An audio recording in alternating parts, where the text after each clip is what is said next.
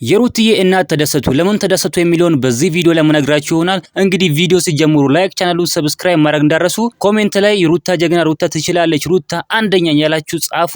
እንግዲህ የሩትዬ እናትም የሩታ ሀቅ ወጣላት፣ የሩትዬ ሀቅ ወጣ ሲሉ ተናግረዋል ማለት ነው። እውነት ለመናገር ከሆነ የሩትዬ ሀቅ ወጣላት። በቃ አሁን አብርሽ እያመነ ይገኛል ማለት ነው። አብርሽ እነ ሄርሜላ ውሸታም እንደሆኑ፣ እነ ሄርሜላ የዋሹ እንደሆነ፣ ውሸታም እንደሆኑ እንግዲህ እየደረሰበት ይገኛል ማለት ነው። በጣም የሚያሳፍር ነገር ነው እንግዲህ እነ ሄርሜላ የሚያደርጉት። ሁሌም እነ ሄርሜላ ማለት የሚያሳፍር ነገር ነው እያደረጉ ያሉት። በጣም የሚያስጠላ ነገር ነው እንግዲህ እነ ሄርሜላ እያደረጉ ያሉት ማለት ነው። እንግዲህ የሩትዬ እናትም እነ ሄርሜላ ትክክል አይደለም የሚሰሩት፣ ትክክል አይደለም እያደረጉ ያሉት ሲሉም ተናግሯል። እውነት ለመናገር ከሆነ እነ ሄርሜላ ትክክል እያደረጉ አይደለም። በጣም የሚደብር ነገር ነው እነ ሄርሜላ እያደረጉ ያሉት ማለት ነው። እንግዲህ የሩትዬ ሀቅም ወጣላት ማለት ነው። ትላንትና እንዳያችሁት በቃ ሩትዬ አፋፋቸውን እያለቻቸው ነበር። እንግዲህ አፋቸውን ዘጉ ማለት ነው። ሄርሜላ ምንም ሳይናገሩ እነ ሩትዬ እነ ኤፋ ተናግረው ሄዱ ማለት ነው። በቃ ጥሏቸው ራሱ ሄዱ ማለት ነው። ይሄ ራሱ የቆራጥነት ምልክት ነው ማለት ነው። ሩታ ማለት በጣም ጀግና፣ ለሴቶች አርያ የምትሆን ሴት ናት። እውነት ለመናገር ከሆነ በጣም ደስ የሚል ነገር ነው እንግዲህ